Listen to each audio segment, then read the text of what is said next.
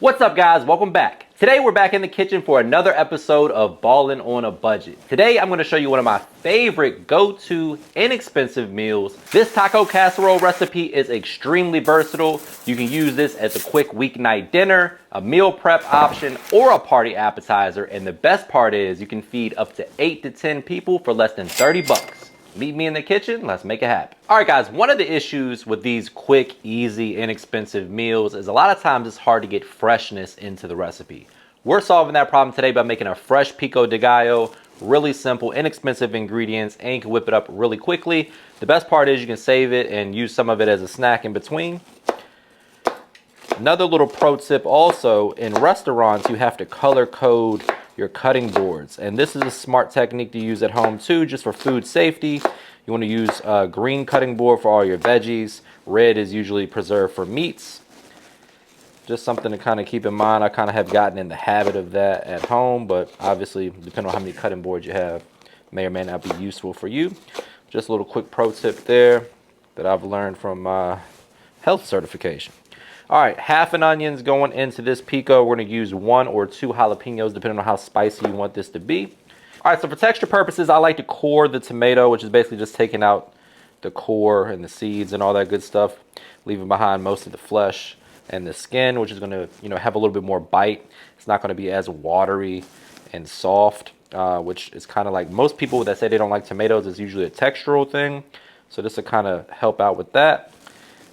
And it's just, kind of makes it look a little bit more presentable too. So totally optional, but it's something I like to do when I'm making pico. And today's episode is sponsored by David. Now, I've been on a bit of a fitness journey for quite a while now, and I've always struggled to find a snack that wouldn't mess up my calorie intake. Everything that's high in protein was either full of extra unnecessary calories or it tasted horrible.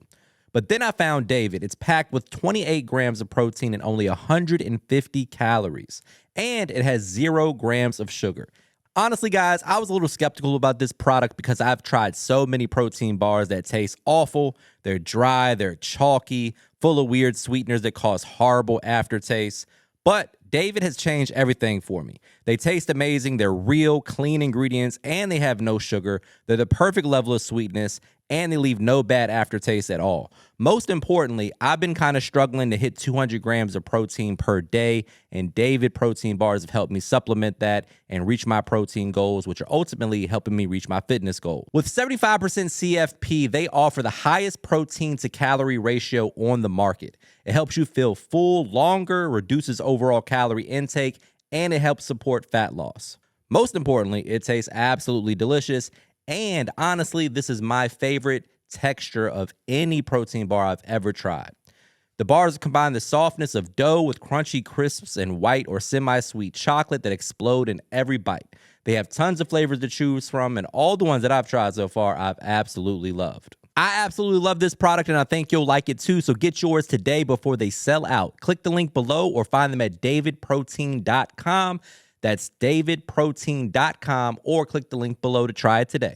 All right, guys, super simple. All you got to do now is add all the ingredients, a little lime juice, season it up. If you want to add things like pineapple or mango, you can make a mango or pineapple pico at this point. You could also add things like a pinch of sugar if you want to sweeten it up, a little agave or honey. Really kind of customizable once you get all the ingredients prepped. I like to add some lime zest and then the juice of 1 lime as well. And then we'll season to taste.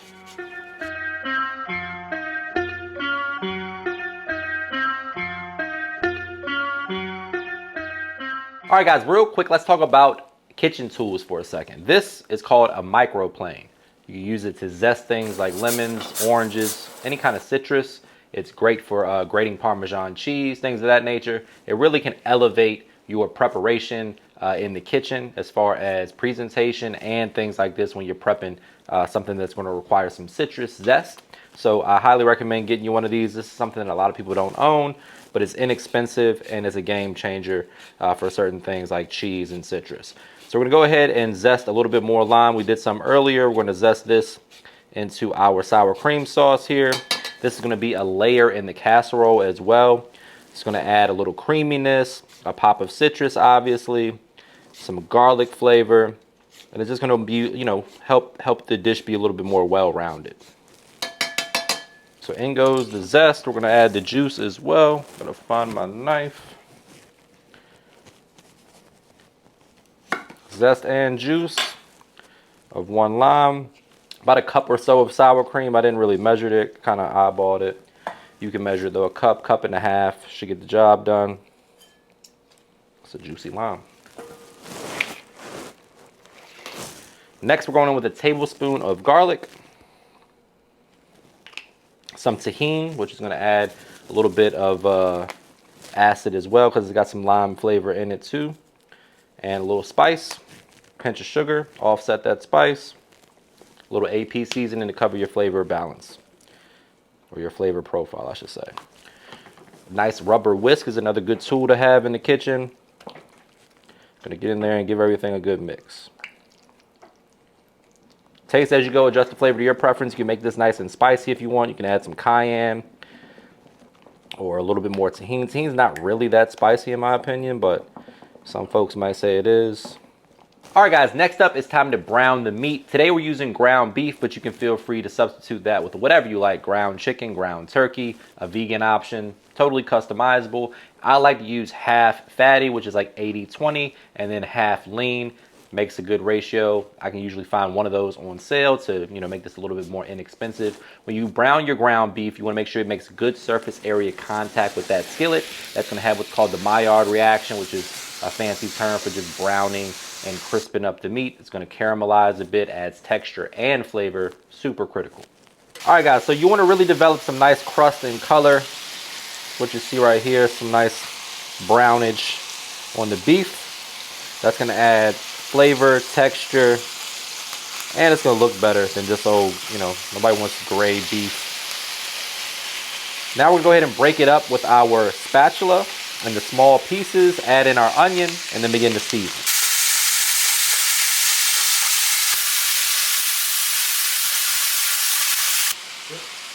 All right, so for the seasoning, we're going in with my all-purpose seasoning. That's going to cover the bases. It's got some salt, pepper, garlic, onion powder, things of that nature.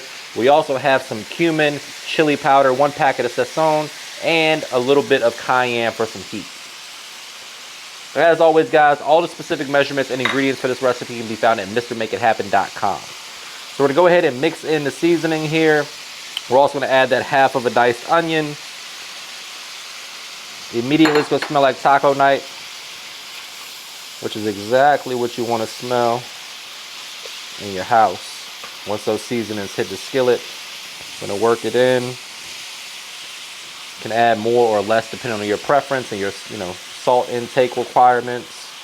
My AP seasoning is low sodium though, so you may want to add a pinch of salt to this.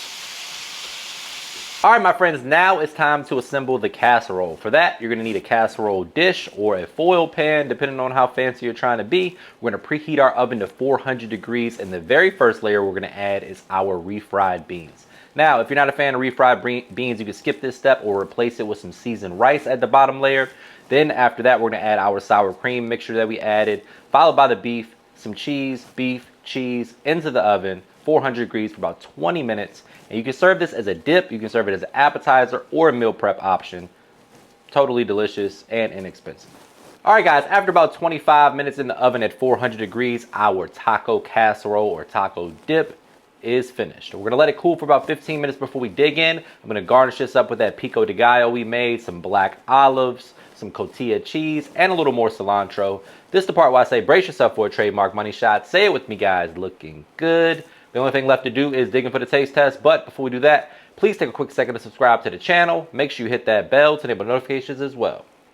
All right, guys, you can serve this up with a burrito, a taco shell, taco, soft taco, whatever you want. You can serve it over rice. You can eat it as is. One of my favorite ways to do it is with Doritos. So, without further ado, I'm going to dig in for a taste test. Nice and cheesy. Get us a good scoop. Got too much dip on my chip.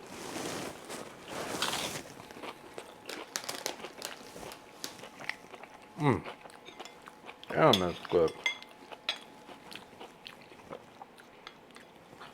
Let's go back for one more just to make sure it wasn't a fluke. Try this recipe.